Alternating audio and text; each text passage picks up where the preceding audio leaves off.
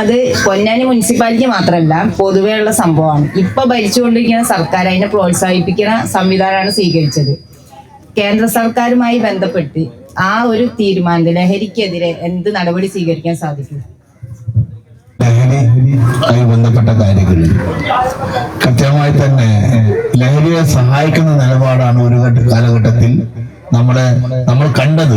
ഈ സർക്കാർ ഉൾപ്പെടെയുള്ള സംവിധാനങ്ങൾ. അത് മാത്രമല്ല, ലഹരിയുമായി ബന്ധപ്പെട്ട് പിടിക്കപ്പെടുന്നവർ അതിൽ ഏറ്റവും പ്രധാനപ്പെട്ട ഒന്ന് CPM-ന്റെ മുൻ സംസ്ഥാന ജനറൽ സെക്രട്ടറി, നമ്മുടെ ഇപ്പൊ ഇല്ലാത്ത കോടിയേരി ബാലകൃഷ്ണന്റെ മകൻ ജയിലിൽ പോകുന്ന കാഴ്ച നമ്മൾ കണ്ടിട്ടില്ല. ലഹരിയുമായി ബന്ധപ്പെട്ട് ജയിലിനുള്ളിൽ പോകുന്ന കാഴ്ച കണ്ടിട്ടുണ്ട്. ആ രീതിയിൽ വലിയ നിലയിലുള്ള പല ഘട്ടങ്ങളെടുത്ത് പരിശോധിക്കുമ്പോഴും ഭരിക്കപ്പെടുന്ന ആളുകളുടെ പ്രതിനിധികളാണ് ഇതിന്റെ എല്ലാം പങ്കാളികളെന്നൊക്കെ നമ്മൾ പല കേസുകൾ എടുത്ത് പരിശോധിക്കുമ്പോൾ നമുക്ക് കാണാൻ കഴിഞ്ഞിട്ടുണ്ട്. അത് ഏറ്റവും പ്രധാനപ്പെട്ട ഒരു പ്രശ്നം തന്നെയാണ്. പക്ഷെ ലഹരിക്കെതിരെയുള്ള വലിയ ക്യാമ്പയിൻ ഇന്ന് നമ്മൾ നടത്തേണ്ടതായിട്ടുണ്ട്.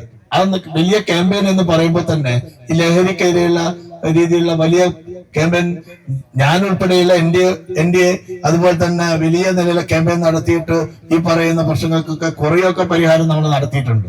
നമ്മുടെ കുട്ടികളെ അതിലേറ്റവും പ്രധാനപ്പെട്ടത് കുട്ടികൾക്ക് നല്ല ക്ലാസ്സുകൾ കൊടുക്കാനും മറ്റുള്ള ആ രീതിയിലുള്ള കാര്യങ്ങളൊക്കെയാണ് നമ്മൾ ഏറ്റവും ചെയ്യേണ്ടത്. അത് വിദ്യാഭ്യാസ മേഖലയിലാണ് നമുക്ക് ഏറ്റവും കൂടുതൽ സൗകര്യപരമായി നമുക്ക് ചെയ്യാൻ കഴിയുക. അതുൾപ്പെടെ ഞാൻ ഇവിടുന്ന് വിജയിച്ചു വന്നാൽ ഈ പറയുന്ന ചെറിയ ക്ലാസ്സുകൾ മുതൽ അങ്ങോട്ടേക്ക് അവരെ സംരക്ഷിക്കപ്പെട്ടുകൊണ്ട് അവരെ ഈ ലഹരിയിലേക്ക് എത്തിപ്പെടാതിരിക്കാനുള്ള സാഹചര്യങ്ങളാണ് ആദ്യം നമുക്ക് ചെയ്യേണ്ടത്.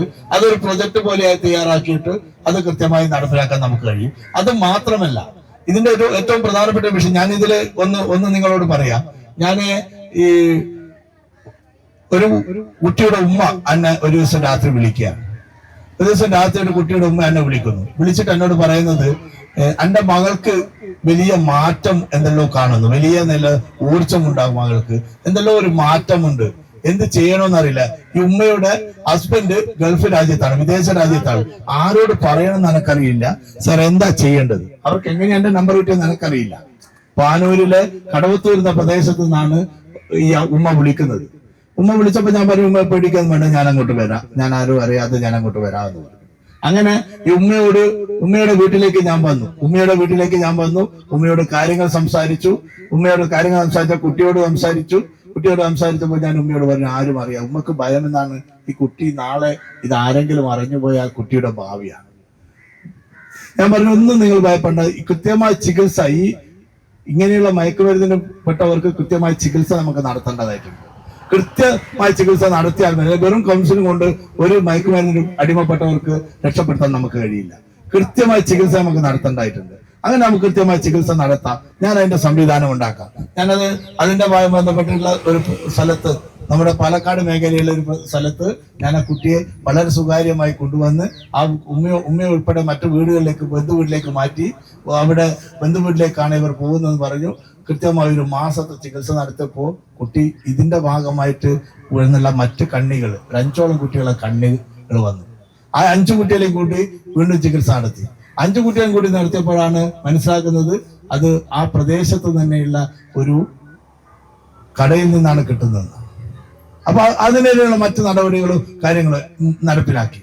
ഇതിന്റെ ഏറ്റവും പ്രധാനപ്പെട്ട വിഷയം എന്ന് പറയുന്നത് ഈ വിദ്യാഭ്യാസ സ്ഥാപനങ്ങളുള്ളിലാണ് ഈ പറയുന്ന മയക്കുമരുന്നുകൾ ഇന്ന് വ്യാപകമായിട്ട് കടന്നു വരുന്നത്. അത് നമ്മുടെ കുട്ടികൾക്ക് കിട്ടുന്ന പണമാണ് ഇതിന്റെ ഏറ്റവും പ്രധാനപ്പെട്ട കാര്യം. ആ കുട്ടികള് ആ പണം മോഹിച്ച് അവരുടെ ഭൗതിക സാഹചര്യങ്ങൾ ഉണ്ടാകാൻ, അവർക്ക് സുന്ദരമായിട്ട് പണം ഉപയോഗിച്ച് നല്ല നിലയിൽ ജീവിതം നയിക്കാന്നൊക്കെ വിചാരിച്ചിട്ടാണ് ഈ കുട്ടികൾ ഇതിലേക്ക് കടന്നു വരുന്നത്.